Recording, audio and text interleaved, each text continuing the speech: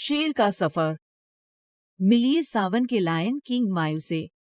उसकी गर्जना अपनी ताकत दिखाती है और उसका राज इस विशाल भूमि पर चलता है। लेकिन मायू के राजा बनने का सफर आसान नहीं था। आए उनके जीवन की कहानी पर नजदीक से देखें, जो साहस, विद्या और विजय की कहानी है।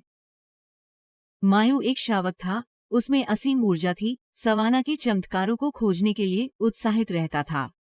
उनकी माँ लीला उन्हें और उनके भाई बहनों को गाइड करती थी, उन्हें इस खूबसूरत जगह में जीवित रहने के तरीके सिखाती थी।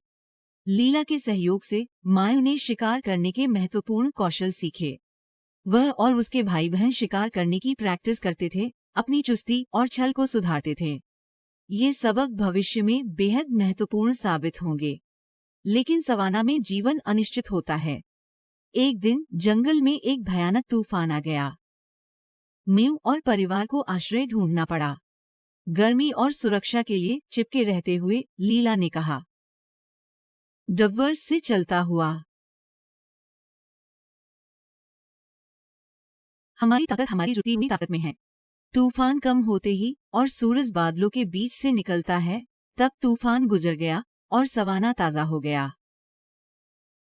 मायू अब और भी जोरदार और निर्णयकारी हो गया। उसे समझ में आ गया था कि असली ताकत शारीरिक कौशल से ही नहीं, परिवार और एकता के बंधनों से भी आती है। सालों के साथ साथ मायू एक शानदार शेर बन गया।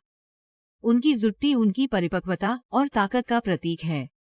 जब दुखद घटना घटी और उनकी मां लीला गुजर गई, मायू को पता था कि अब उसे प्राइड के नेता के रूप में अपनी जगह लेनी होगी।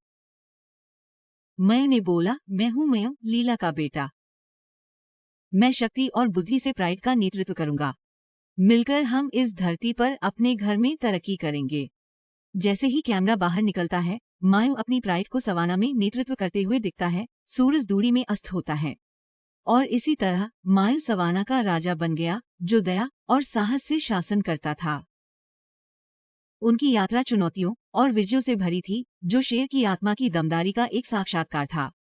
जब वह विशाल सवाना में घूमता था, मायू जानता था कि जीवन हर गर्जने के साथ एक अनमोल उपहार है।